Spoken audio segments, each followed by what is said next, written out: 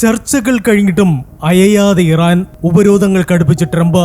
സ്വർണ്ണ വിപണിയിൽ വൻ മാറ്റങ്ങൾ പ്രതീക്ഷിക്കാം. യുഎസും ഇറാനുമായുള്ള ചർച്ചകൾക്ക് പിന്നാലെ ഇറാന്റെ വിദേശകാര്യമന്ത്രി അബ്ബാസ് അരാഗ്ചി ഫെബ്രുവരി 8-ന് കടുത്ത നിലപാട് വ്യക്തമാക്കിയിട്ടുണ്ട്. വൻ ശക്തികളോട് നോ പറയാനുള്ള ഇറാന്റെ കരുത്താണ് അവരുടെ ശക്തിയെന്നും യുറേനിയം സമ്പുഷ്ടീകരണം നിർത്താൻ കഴിയില്ലെന്നും അദ്ദേഹം പറഞ്ഞു. ഈ കർക്കശ നിലപാട് വിപണിയിൽ സംഘർഷ സാധ്യത കുറയ്ക്കില്ലെന്ന സൂചനയാണ് നൽകുന്നത്. ചർച്ചകൾക്ക് തൊട്ടു പിന്നാലെ തന്നെ ഇറാനിലെ എണ്ണ കയറ്റുമതി ലക്ഷ്യമിട്ട് അമേരിക്ക പുതിയ ഉപരോധങ്ങൾ പ്രഖ്യാപിച്ചിട്ടുണ്ട്. ഇത് വിപണിയിലെ റിസ്ക് പ്രീമിയം ഉയർത്തുകയും സ്വർണ്ണവിലയെ ഉയർന്ന നിലവാരത്തിൽ നിലനിർത്തുകയും ചെയ്യുന്നു. അന്താരാഷ്ട്ര വിപണിയിൽ സ്വർണം ഇപ്പോൾ $4,900 മുകളിലാണ് വ്യാപാരം നടക്കുന്നത്.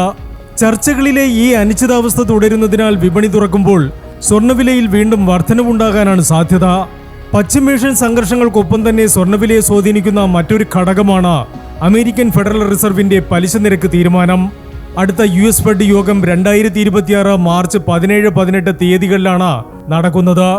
ഈ യോഗത്തിൽ പലിശ നിരക്ക് 0.25% കുറയ്ക്കാൻ സാധ്യതയുണ്ടെന്നാണ് വിപണിയിലെ ഭൂരിഭാഗം വിദഗ്ധരും കണക്കുകൂട്ടുന്നത്.